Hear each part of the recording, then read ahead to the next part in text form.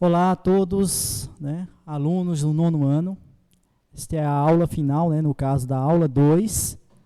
E é isso aí, vamos iniciar a aula hoje com uma pegada bem mais diferente, né, em relação às outras aulas, né.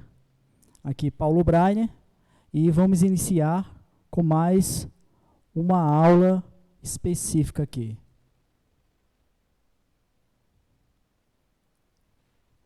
A aula de hoje tem uma pegada mais essencial, né?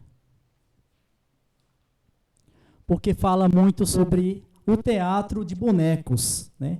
Quem já ouviu falar do teatro de bonecos? Os mamulengos, marionetes, né? Sabe do que estou falando, né? A nossa região, que é a região pernambucana, fala muito, tem uma vastidão riquíssima, né, de cultura, né, uma diversidade rica de coisas, e a diversidade nas técnicas e os tipos de bonecos em região é o que vamos falar na aula de hoje, né? Cada boneco específico de cada região faz parte do teatro de bonecos. Por exemplo, bonecos. A origem do teatro de bonecos remonta possivelmente no Antigo Oriente, em países como China, Índia, Java e Indonésia. Ou seja, o teatro de bonecos já é algo bem mais antigo do que se imagina. E por intermédio dos mercadores, foi se dispersando pelo mundo, assumindo fisionomias e espírito dramático bem diferenciado, dependendo da localização geográfica, tradições culturais, crenças e costumes. Então, o teatro de bonecos, como eu acabei de falar para vocês, tem muito a ver com isso, né? Cada boneco é originário de cada região, com uma cultura diferente, com uma tradição diferente, e a localização geográfica, né? Que é ao redor do mundo, né? Cada boneco tem a sua forma de ser. Bonecos já foram tratados como deuses. Então, para vocês perceber, né, a importância do boneco na antiguidade, né?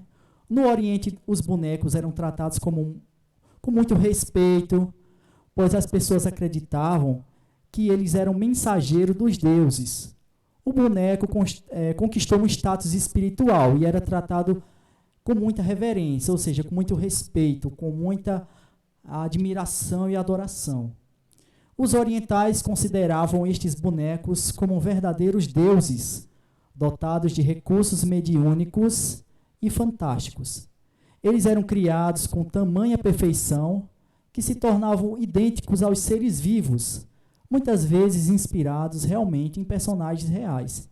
Então, os bonecos eles eram tratados como deuses em uma época antiga, né? De tão importante que eram. Aqui eu mostro algumas figuras de bonecos de varas chineses, que são muito comuns, né? Você utiliza varas para conduzir os movimentos desses bonecos, e pode perceber os traços, as vestimentas, que são as características do boneco. O boneco muitas vezes tem relação, e não é exagero dizer isso, né? Tem uma relação muito próxima com a cultura local. Então, esses bonecos de varas, pode perceber até os traços, o olhinho puxado, né? A vestimenta, os desenhos, os gráficos. E os bonecos são divididos por região, né? Cada região tem um nome específico para cada determinado boneco. Como são chamados os bonecos usados no teatro em alguns países? São eles, né? Na Alemanha, o Casper.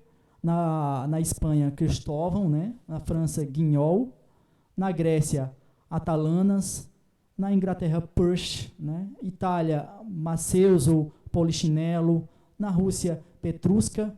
E no Brasil, são chamados de mamulengo. Logo de início, né, o boneco, que é da Alemanha, né, e Suíça também, é um personagem de fantoche, o Casper, é um personagem de fantoche famoso e tradicional da Áustria também, da Suíça e de língua alemã. Suas raízes datam do século XVII, do século XVII, e às vezes eram tão popular que Kaspertheater, né, era sinônimo de teatro de marionetes. Então, ó, podem perceber o nariz, né? O pessoal aqui no Nordeste fala venta, né? Pode perceber a venta, o nariz, os traços dos personagens. O fantoche, que é um dos mais conhecidos do mundo. Na França, seu personagem mais famoso é o Guignol. Então, utiliza-se muito fantoches na França e também na Espanha, né? É muito utilizado os fantoches. E percebam aí os traços também, que são da região que pertence, né?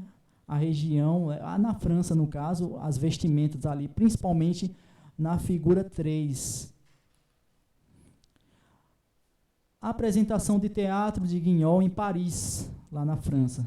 Como é? Tá vendo o teatro de lá? Toda a estrutura. Lá existe até uma atenção muito especial, né? A questão também da cultura local e tudo mais.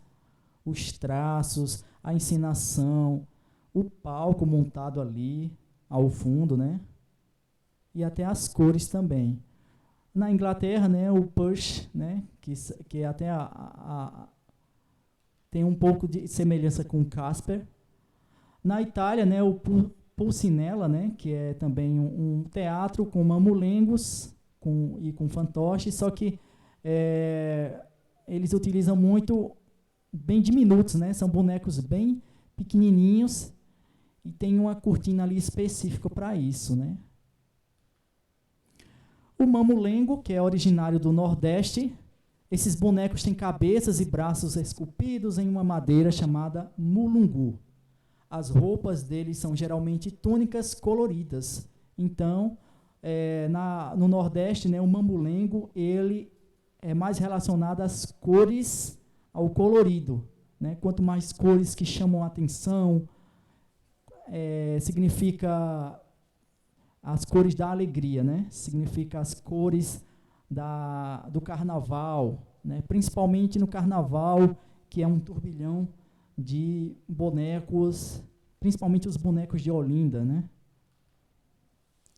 Bonecos de vara, que é originário da ilha de Java, na Indonésia, pode ter uma ou mais varas. Um eixo principal sustenta o corpo do boneco e as varas são usadas para mover os membros. Então, utiliza-se muito o bonecos de vara, né, na Indonésia.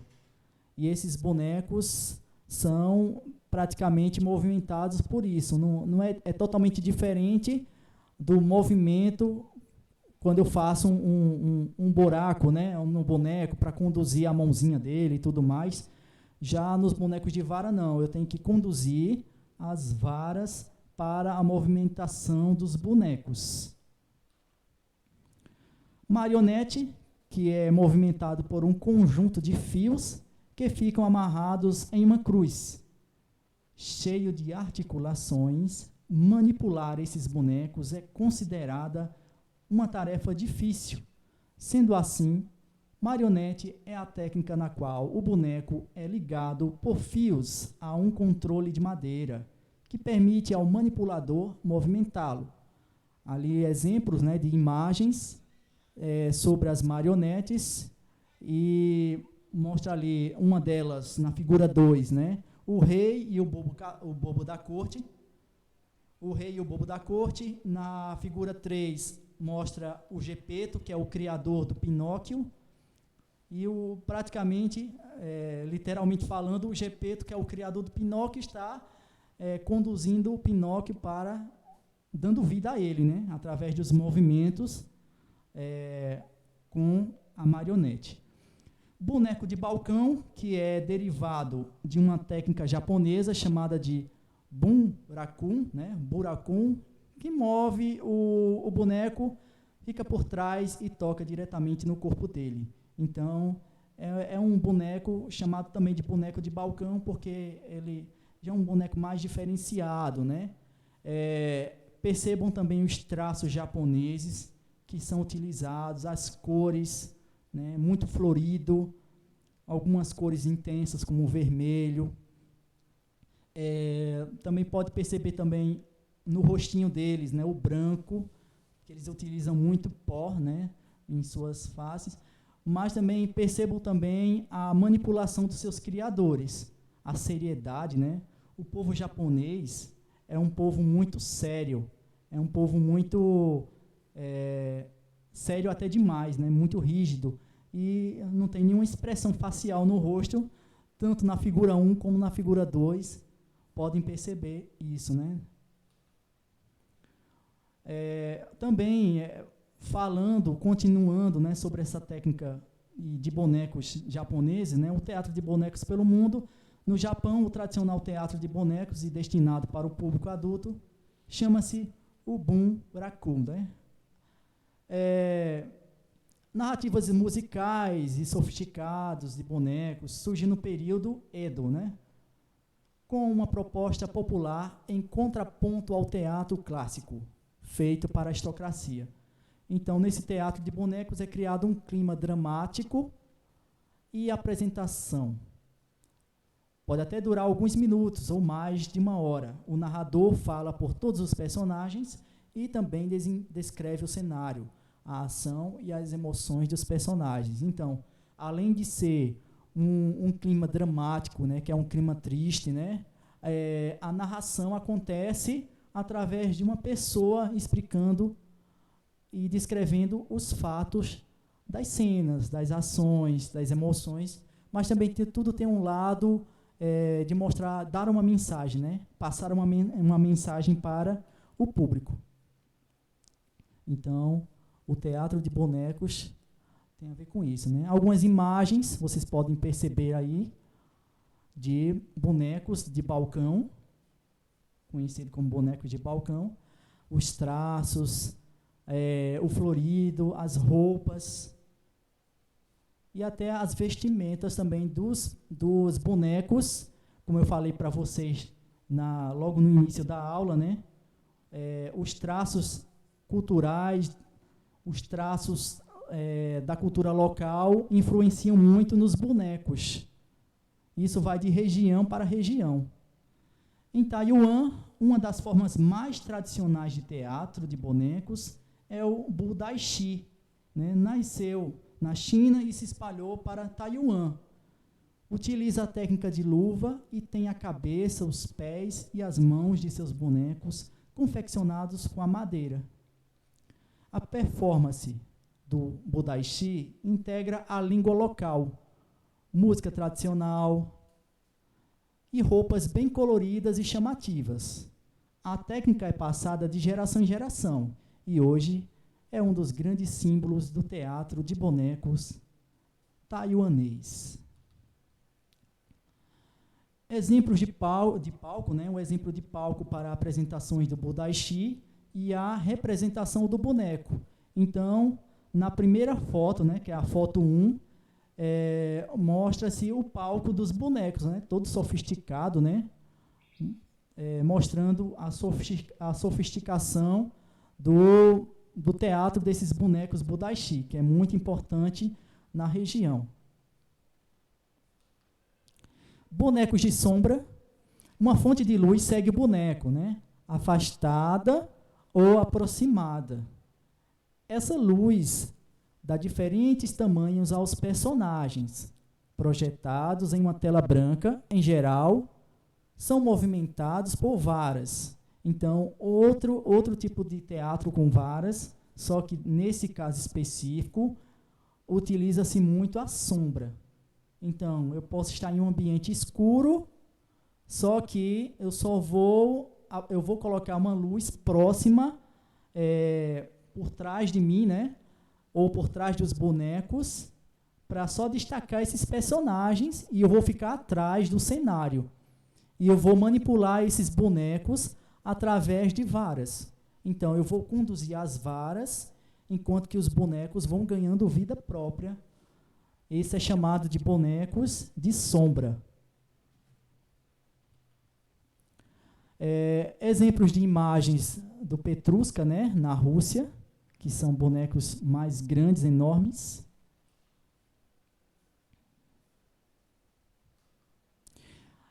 Esta arte, né, desembarcou na Europa através dos negociantes. Então, a arte dos bonecos, o teatro dos bonecos, desembarcou na Europa através dos negociantes. Logo, se difundindo por todo o continente. Entre os gregos, eles eram portadores de tamanha ousadia, que muitas vezes eram usados como ferramentas para se ironizar o cristianismo. Os romanos herdaram este elemento cultural e muito contribuíram para o seu aprimoramento e consequente disseminação. Então, o teatro de bonecos é originário, né, dos países do Oriente e foi difundido na Europa através dos negociantes, através daquelas pessoas, dos grandes navegadores, e se tornou o sucesso que é hoje. Teatro de bonecos no Brasil, vocês podem observar as imagens, né? Os famosos bonecos de Olinda. A segunda foto, que é a foto 2, mostra o Homem da Meia-Noite, que até, inclusive, esse ano teve uma... faz parte da nobreza, né, esse boneco, e ele é praticamente uma das grandes identidades, né, do Nordeste brasileiro. No Brasil, os bonecos começaram a ser utilizados em apresentações desde o século XVI. Na região Nordeste, o mamulengo, que tem suas origens em Pernambuco, é muito popular com suas falas engraçadas e críticas. Tão famoso quanto o mamulengo, os bonecos gigantes de Olinda podem chegar a ter mais de 3 metros. Imaginem, Zuliv, né? Mais de 3 metros. Utiliza a técnica dos bonecos habitáveis e é presença constante nos nossos carnavais e festivais. Então, ele também esses bonecos de Olinda são bonecos manipuláveis. É aquele tipo de boneco onde a minha pessoa está praticamente fazendo parte também do boneco. São bonecos gigantes e eu vou conduzindo o boneco com os meus próprios movimentos corporais.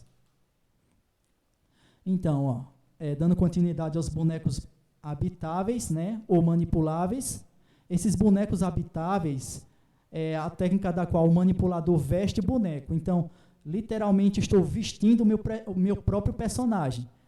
A Mônica, por exemplo, é uma boneca habitável, né? Uma pessoa vai lá e habita nesse boneco, dando vida ao boneco. Ao invés de eu utilizar apenas ou a mão ou varas para conduzir um boneco e os seus movimentos, eu vou vestir o boneco. Exemplos ali, a Mônica, da Turma da Mônica, a Priscila, da TV Colosso, né? Vocês não devem lembrar, essa nova geração não sabe, mas a TV Colosso foi um canal, foi um momento bem engraçado, né? Que só envolvia cachorros, né? Era bem bacana. Fazia parte da TV Globinho, né? Só que dando origem à TV Colosso, era bem bacana. E ali da Vila Sésamo, né, que é um dos personagens dos bonecos habitáveis. E, por fim, a robótica, que são os bonecos manipulados com o uso da tecnologia. Então, eu não tenho nenhum contato manual com esses bonecos, mas eu posso controlá-los através da tecnologia, através de equipamentos. E eles vão ganhando vida e movimentos através disso.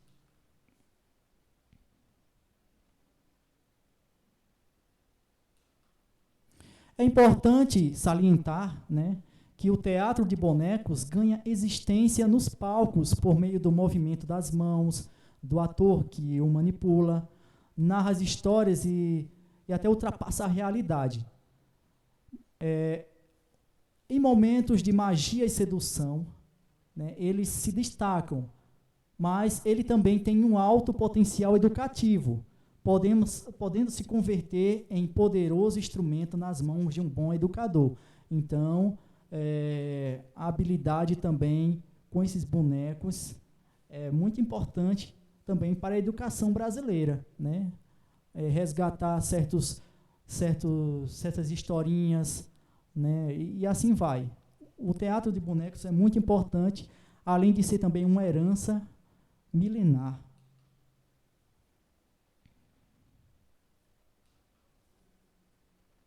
Então, falando sobre o teatro de bonecos, sobre fantoches, sobre os mamulengos, e cada país tem um nome específico para cada boneco, né? Na Índia, na China, no Japão e tudo mais. Eu espero, né, ter ajudado vocês nessa compreensão do que cada boneco representa, e o seu nome, o seu significado, cada região e tudo mais, porque a cultura, né, a cultura local influencia muito nos bonecos que conhecemos. E não poderia ser diferente, né? Gostaria de finalizar com uma frase dizendo o seguinte: você é muito mais do que simples palavras ou no que as pessoas dizem ao seu respeito. Então, explore essa capacidade criativa que encontra-se dentro de você. Então, é importante, né, entendermos isso, explorar essa nossa capacidade. Muitas vezes o ser humano não tem essa noção de, poxa, eu não tenho essa capacidade, eu não consigo, eu não sou nada, né? Mas se você acreditar em você, né, porque existe uma força maior que acredita em você, né, que é Deus. Então, você tem que acreditar em você, porque se você não acreditar em você, ninguém mais acredita.